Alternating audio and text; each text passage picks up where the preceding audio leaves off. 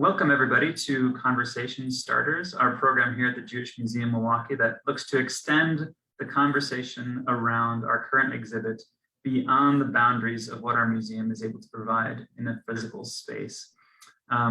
We are talking, of course, about Then They Came for Me, the incarceration of Japanese Americans during World War II and the demise of civil liberties, which is free to the public thanks to a generous donation from the Ibuki Family Foundation now through May 29th. In today's conversation, we'll explore the range of responses from Jews in the Pacific West to the removal and incarceration of Japanese Americans during World War II. Insights about this history and its meaning will be provided for us by Dr. Ellen Eisenberg, the Dwight and Margaret Lear Professor of American History at Willamette University in Salem, Oregon. It's my honor to have Dr. Eisenberg with me today because she quite literally wrote the book on this subject. Ellen, thank you for joining me. Thank you for having me. Now, we're having this conversation because of our special exhibit, which you won't know because you're in Oregon and you haven't been able to visit it, but it occupies the main atrium of our building in downtown Milwaukee. And the space has been rearranged dozens of times to help us tell different stories, but one element basically always remains constant, and that's the Marc Chagall tapestry of the prophet Jeremiah, and it graces our atrium's southern wall. As those who have been to our museum are aware, within the imagery of the tapestry, Chagall intended to evoke the famous passage attributed to Jeremiah that one should care for the foreigner, the fatherless, and the widow. And during the run of Then They Came for Me, Jeremiah's message hangs over the imagery of American citizens being carted off to detention facilities in like this indemnifying shroud, and much less like a masterpiece work by one of the greatest artists of the 20th century. And in many ways, your book, The First to Cry Down Injustice, draws us into this similarly uncomfortable dissonance between what we know is right and what we actually do. But I'm skipping ahead a little bit. So before we get into that, I'm wondering if you might be able to tell us through your work, you trace three primary responses that Jews had to the incarceration of Japanese Americans and these policies during the World War II era. And I'm wondering if you can just broadly begin by defining those responses for us. Sure. So there were three main responses, but not equally portioned out. So the most common response was really a lack of response. It was a silence. And this was the response of the organized Jewish community, both nationally and regionally in the West. So there aren't, with one exception, for the most part, there aren't communal statements one way or the other in favor or in opposition to this policy. Then in terms of more specific responses or more minority responses, there are people who individually speak out or who join larger groups that are speaking out in opposition to these policies or who take actions of support for their Japanese American neighbors. And then finally, there was one group in Los Angeles, an organized Jewish communal group that actively supported the propaganda, helped to spread the propaganda, helped to actually manufacture some of the propaganda that fed the hysteria and led to the removal and incarceration policy. Well, let's start with that group, the group that was really actively contributing to propaganda against Japanese Americans and Japanese immigrants. And can you tell us a little bit more detail about that particular group of Jewish Americans that were contributing to this extra legal incarceration of their neighbors? Yeah, absolutely. I should start, I guess, where you started with Jeremiah in terms of thinking about this dissonance between what we know we should do and what actions are sometimes taken. I went into this project really expecting to find a lot of evidence of Jewish support for Japanese Americans. And I went to the archive where I found this particular material because it was the archive of a Jewish civil rights group, a group that became very prominent in Los Angeles in the post-war years, working with Mexican American groups, working with African American groups, with Asian American groups in these kind of collaborative efforts to fight discrimination. And so that's why I went to this archive. And what I found was not at all what I expected. So the archive was for a group called the Los Angeles Jewish Community Committee, the LAJCC. Confusingly for my purposes, they changed their name right in the middle of the war while in the middle of my book, and they become the CRC, the Community Relations Council, which is a common organization, kind of a pro-civil rights organization that works in local Jewish communities with other community groups across racial and religious lines. So the Los Angeles Jewish Community Committee, the LAJCC, was founded in 1934, and it was founded in response to a flurry of pro-Nazi, pro-fascist activity in Southern California. So Southern California was kind of singled out by several commentators at the time, like Carey McWilliams and others, as a particular hotbed of this fascist activity. There were groups like the Silver Shirts and the German American Bund that were, donning military uniforms and marching around in formation and having protests and that sort of thing.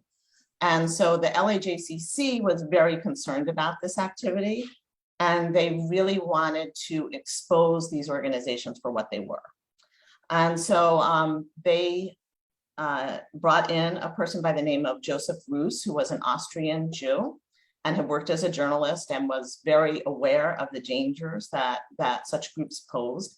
And he coordinated a group of individuals who infiltrated and spied on these organizations. So because he was an Austrian Jew, he was able to go to these German organizations and pass as a member. His wife did the same. And there were several other folks. And I found the information about this in the files, and they used code names and the whole 9 yards. It was not at all what I expected to find in a Jewish organization. In any event, they wanted to get the word out about the dangers of these groups, but they were very concerned that it not be the LAJCC that gets the word out, because that would look self-serving, right? If a Jewish organization is exposing the dangers of Nazism, that's not nearly as powerful as if it's some non-Jewish organization or some other entity. So they developed contacts. The head of the LAJCC, his name was Leon Lewis, and he was a veteran and a member of the American Legion. So they fed some of the material through the American Legion. But ultimately, they made the decision to create a publication. So they created a separate unit called the News Research Service, which Joseph Roos headed. And it published a newsletter that came out weekly. And it was not distributed generally to the public, but it was sent to news outlets. It was sent to certain individuals in the Justice Department. There was a thank you note from J. Edgar Hoover in the files. So it was sent to people who were seen as important shapers of American public opinion.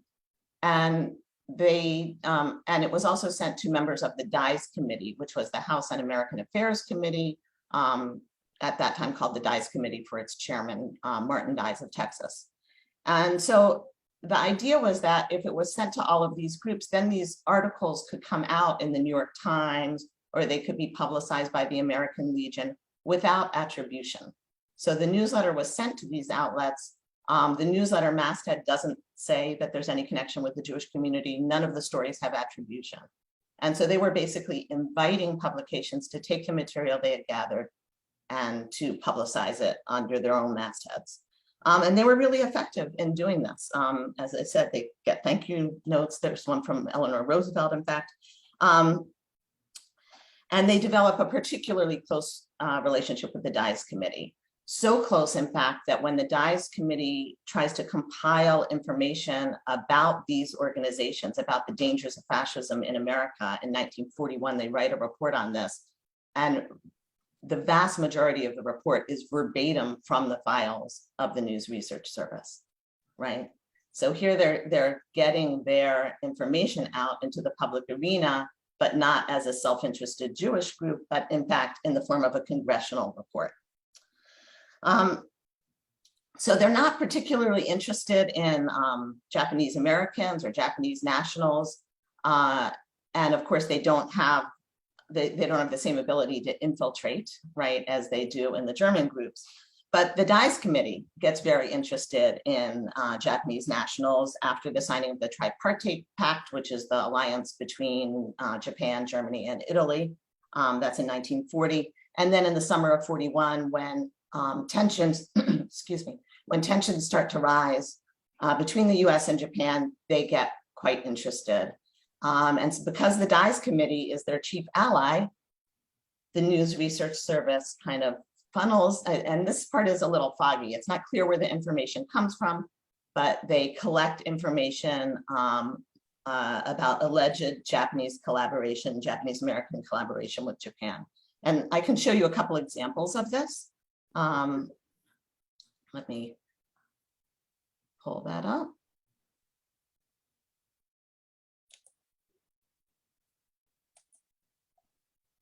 So are you able to see that now? Yeah. So this is an example of a page of the newsletter, and you can see at the top, it just says that it's published by the News Research Service. There's no connection to the Jewish community. The actual allegations here, this is from July of 1941. This is the kind of material that had been circulating in right-wing circles about Japanese Americans for some time. So they're not creating this material, but they're kind of repackaging it. At the end of their actually very last issue is in December, right after Pearl Harbor.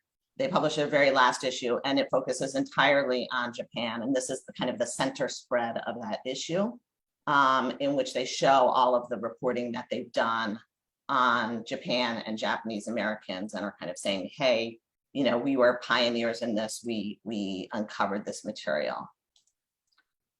Wow. Wow. Yeah. And so so on the one hand, they seem to be anti-fascist and are working very diligently to fight against fascism. But on the other hand, their relationship to the US government at the time, like, kind of embroils them in this propaganda process against Japanese Americans as well. Exactly. And it's very interesting to see. I mean, their participation is significant. In February of 1942, the DICE committee publishes a paper on Japanese and Japanese American activity. It's called a white paper, but it comes to be known as the DICE yellow paper. And there is a lot of correspondence between the News Research Service and the DICE committee as they're putting that report together. And so Leon Lewis writes with a whole list of points that they should make in this. The investigator from the DICE committee comes to the LAJCC offices and is allowed to use their files. So there's extensive collaboration, and that becomes influential. So in the Tolan hearings, which are the congressional hearings held on the West Coast just after the executive order, so they're in February and March of 42, a number of people who testify at those hearings cite the yellow paper as the reason that they support the removal and incarceration of Japanese Americans. So this propaganda that they're ginning up really has an impact. And it's a strange case. There's nothing else in the files to indicate that the people in this organization had any particular animosity toward Japanese Americans. It's something that they don't continue subsequently. In fact, they become involved in this coalition of civil rights groups working to bring Japanese Americans back. And you know, the people involved in the organization will go on to become key people in the Los Angeles civil rights community. But this is this moment when the DICE committee is their great ally. And this is what the DICE committee wants. And so they supply them with this material along with the material about the pro-Nazi groups. Wow, that is a fascinating, that seems like it should be a movie if it isn't already. But I'm interested now also in the pivot that you pointed to with regard to this particular group, but then others as well. You mentioned that one of the profound elements within the Jewish community were people who did stand up and speak out. And I'm wondering if you can talk a little bit about that. What did that look like in particular? Sure, absolutely. I think the first point that I want to make really clear, as I said at the outset, is there are none of the organizations that you would expect to speak out. And this is true of Jewish organizations and of others. So for example, everyone assumes that the ACLU immediately took a stand against this policy, and that is not the case. And it's not the case that any Jewish civil rights organizations spoke out about this. In fact, when I first became involved in this project, it was because I had read the work of Cheryl Greenberg, who looks at national civil rights organizations, both African-American and Jewish. And she argues that the policy passed unnoticed, that they didn't take a stand on it. And part of that was because of their location, right? They're located back east, mostly in New York are the headquarters. And the overwhelming majority of the Japanese American population is on the West Coast. And so individuals in those groups had no personal experience that they could really weigh against the government propaganda. And so when I read her article, I thought, fine, I can understand that for New York. But people who lived on the West Coast, they knew Japanese Americans, and this news was front page news every single day. So I really expected that I would see organizational responses, and there is nothing. Just absolutely nothing. But there are individuals who get involved. And I look at this on two levels. So one is kind of individual, kind of personal acts of support. And you can find mostly in oral histories, both from Japanese Americans and from Jews, evidence of this kind of personal extension of support. So your family has to leave, you're being sent to detention, and my family will look over your store or guard your personal property for you, those sorts of things. You find examples of people just staying in touch, writing letters or sending packages to their Japanese American neighbors when they're in camp. One of the most moving accounts that I heard was from a woman that I know personally in Portland. She was a young child at the time. And she talks about how her father put the kids in the car, drove them over to the Portland Livestock Exposition Center, which is where the assembly center was before the camps were built. Japanese Americans were in these assembly centers that were in or near the major cities. And so in Portland, they were being housed in the animal stables, in the stalls where the animals were normally housed. And so her father drove them up to the barbed wire, got the kids out of the car, had them stand next to the barbed wire, and gave them a lecture about how this was a disgrace, what the American government was doing. So those sorts of responses, you hear about anecdotally, but it's not an organized protest. There was an organized protest. It was not a specifically Jewish one, but there were several Jews who became involved in it. The main moniker for these groups was the Fair Play Committee, and it was formulated in various ways, the Committee for Fair Play. The kind of mother organization was based in Berkeley, and there were all kind of satellites or extensions in Seattle and Los Angeles and so on, all under these various formulations of Fair Play Committee. They testified at the hearings, at the Tolan hearings. They protested the policy. Their position was that Japanese nationals should be treated the same way as German and Italian nationals. In other words, they should be examined individually, and if individually there's some reason to be that they're suspect, then they should be interned. But the community should not be removed en masse and detained based on ancestry, and particularly so for the second generation. So the Fair Play Committee involved a number of prominent Jews. Probably the most significant involvement was by Rabbi Reichert, who was the rabbi of Emmanuel, the most prominent Reform congregation in San Francisco.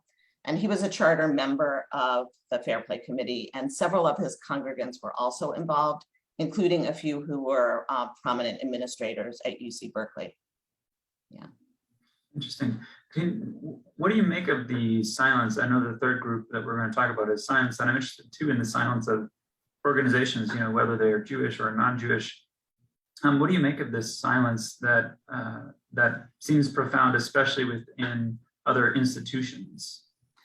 Yeah, in kind of staying with people like Rabbi Reichert, and the silence in the Jewish community, I think, is a result of a conflict, a fundamental conflict between their two chief priorities. So their main priorities in this period are supporting civil rights. And if you read the statements, whether it's the B'nai B'rith or synagogues, or the community newspapers.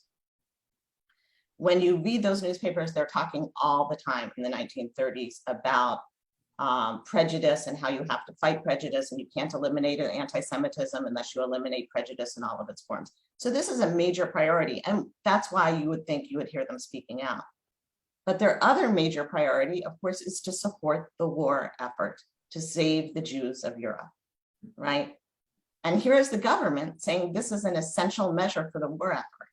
And so I think what happens with the organized Jewish community is that these two priorities just completely clash against one another. If you're going to support all efforts in the war, don't you have to support this policy that President Roosevelt, who most Jews voted for and trust, right, is saying is essential? Don't you have to support that, right? And so what do you do then with your civil rights agenda? And so you end up with this kind of awkward tension between the two. And I think that's what really creates the silence in the community. The people like Reichert who break the silence have a couple of things in common that I think makes them different. One of them, and this is common to all of the people who spoke out, I think, is that they have some experience with the Japanese American community. So when you see people who spoke out more often, they come from communities where there is a substantial Japanese American presence. Often they have had personal involvement with them. When you read the hearings, the people that defend the Japanese American community will say, you know, I have long known many Japanese Americans, you know, our kids are in Little League together or whatever. You get a lot of that personal thing. And so I think that's something that binds a lot of the people who speak out together. And also a lot of them, although the organizations like the ACLU don't speak out, a lot of these are individuals who have been involved in such organizations. So they have a sort of civil liberties sensibility. Sure. Yeah. I'm wondering too, and I think many of our readers or our viewers will be interested in this. How do you, in your work, read silence? Right? If that's a major finding, how is it that you read that? That's a really good question, and that really gets to the heart of this this silence response. It was very fortunate for me that the organized Jewish communities on the West Coast all publish weekly newspapers, right? So I did a lot of this research by looking at the newspapers. In my first run through, I was looking for them to speak out. But in my second run through, I was saying, well, what are the words around the silence? How can I figure this silence out, right? And I'd like to just share a page of a newspaper that kind of illustrates this and that I use a lot. The Scribe, which was the Jewish newspaper from Portland, was kind enough to assemble it all on one page that works conveniently for my purposes. So let me pull that up and share it, and I'll kind of talk through it with you.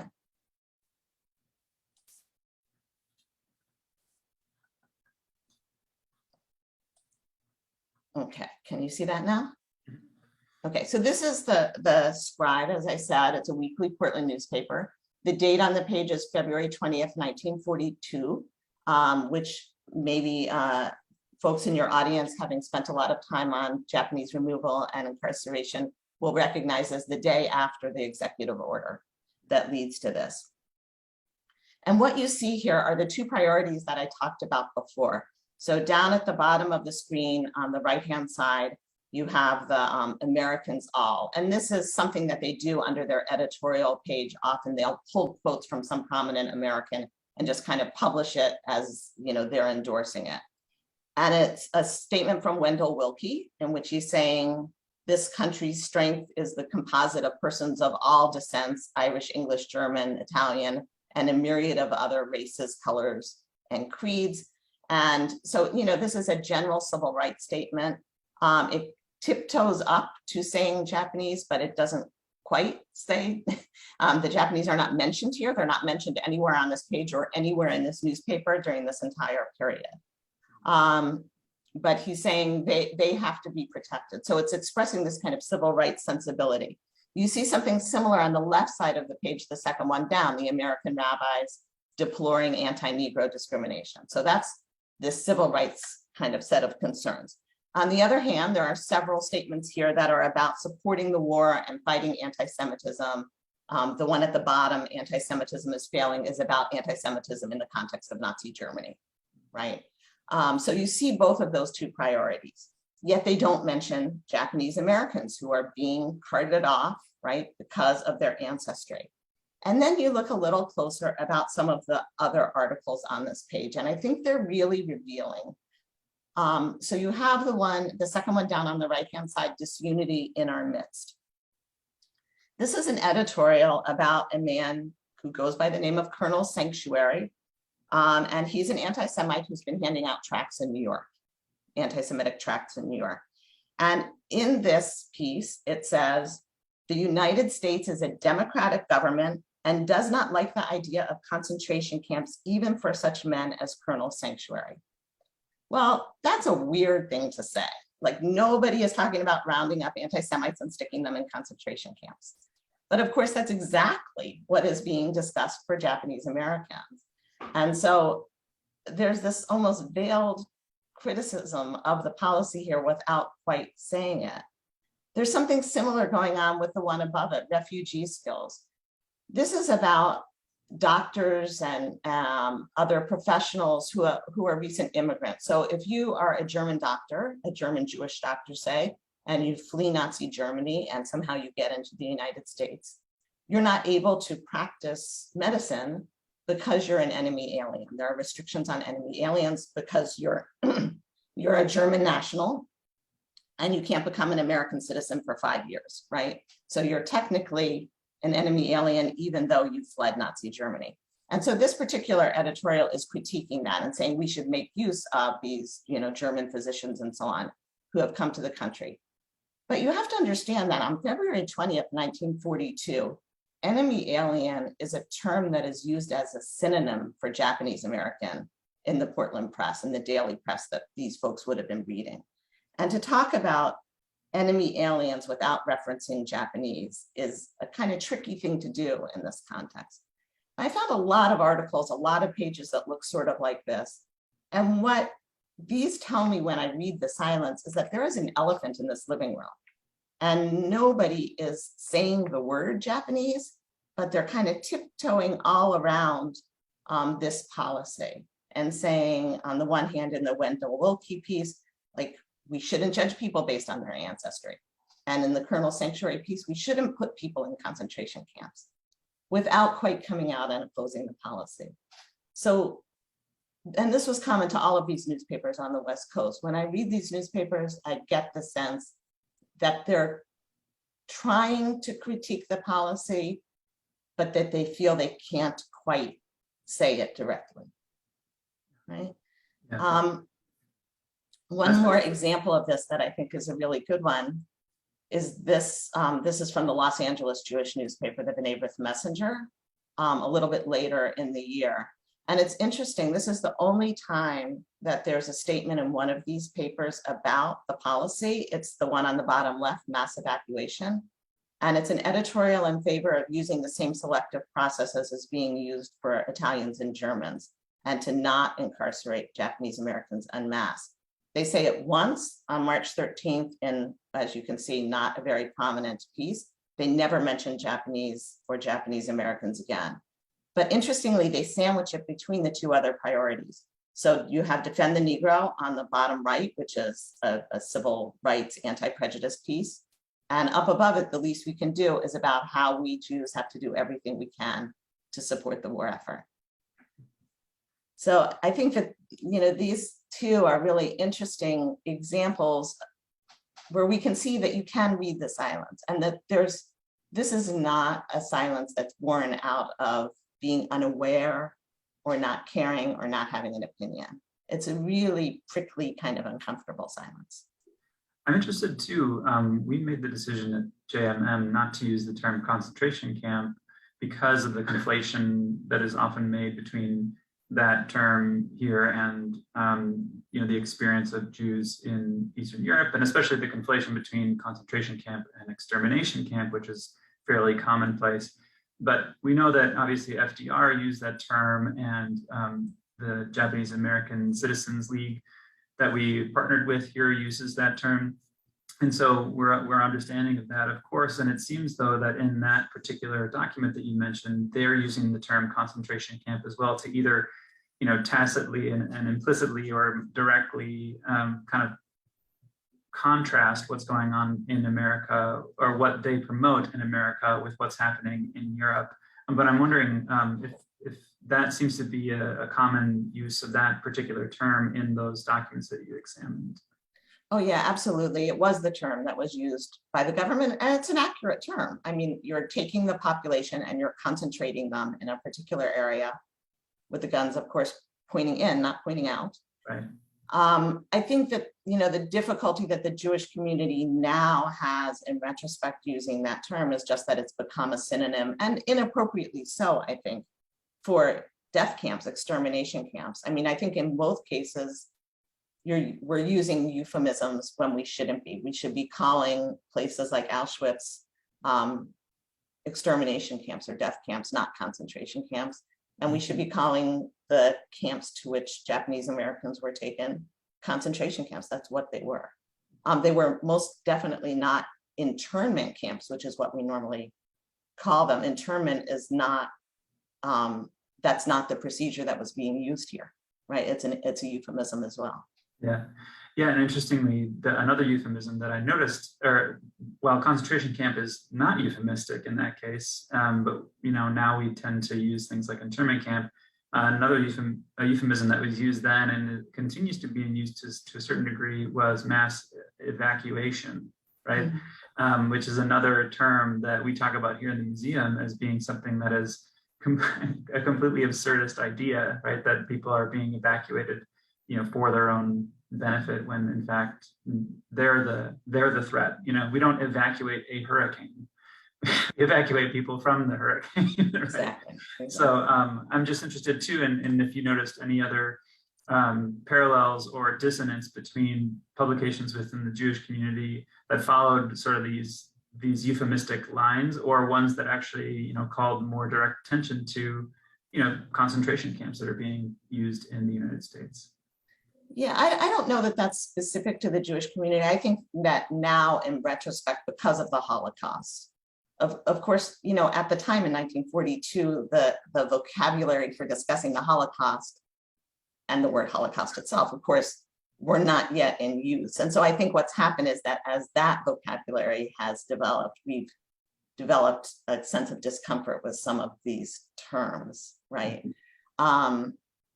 Yeah, evacuation was often used at the time as sort of a self-justification. And sometimes during the hearings and in the discussion around the policy, you would see people kind of claim that this was for the protection of Japanese Americans. And that idea is just absolutely absurd.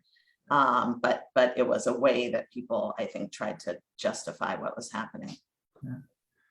I'm wondering, since we have just a little bit of time left, I'm wondering if you might be able to tell us a little bit about some of the takeaways that you have from this research. How does this relate to our contemporary moment, or what kind of lessons did you glean from this research, or that you find are resonant with people as you share this research even today? Mm-hmm. Well, I think, where you started with Jeremiah is a good place to go back to. I think that we often assume, I think many people in later generations look back at the civil rights movement, for example, and we know that the Jewish involvement in the civil rights movement was extensive and disproportionate to our numbers in the population. And then there's a sort of a projection backwards, as if, well, this means that we have always kind of cried out against injustice. And that can become a very kind of comfortable feeling. It's not borne out by the evidence. I mean, the times in which the community protests really vary depending on the particular circumstances. And I think, so part of this is that we shouldn't be complacent about this or self-congratulatory or something. I think we should certainly celebrate those moments when the community did speak out. But I don't think that we should assume that, oh, they must have, because we did during civil rights, oh, we must have back then too. And that seems to be, well, it was part of what I assumed actually going into this project. Mm-hmm. So I think we need to look at, what are the circumstances, and, speaking out during this particular period that we're talking about would have been incredibly difficult, right? Those people that did speak out, there's an example, for example, in Portland, Gus Solomon, who later became a federal judge, he talked about realizing as a young lawyer that this policy was wrong, and it didn't sit with him, but there was no context, there was no opposition in Portland. And when he finally did speak out a couple of years later in the war, he got terrible, hateful calls, and he was targeted. I mean, you had to be a very brave person to speak out at this time. There was a lot of social pressure against it. And I think that that context is important. But it's also important to think about the kinds of compromises that a group like the LAJCC made, right? They recognized at the time that Martin Guise and his committee were problematic. And they felt that the compromise that they were making to get out the news about Nazi Germany was worth it. Obviously, it was important to get that word out, but there was a cost, and I think we need to recognize that. And I think that the actions that they took with regard to kind of propagandizing against Japanese Americans were not worth it. Like that was a compromise that they shouldn't have made. So in some ways, it's a sort of cautionary tale. Absolutely. Yeah, I also noticed in what you were saying, a couple of things come to my mind too, is the need to act independent or individually or independently as well, and not just assume that our group is taking care, some other representative of myself as an individual is taking care of this. Know that a lot of the responses, as you mentioned, are individual acts of kindness or individual acts of bravery, right? That I think everybody needs to be accountable for. And secondly, that there's something really important about speaking directly, right?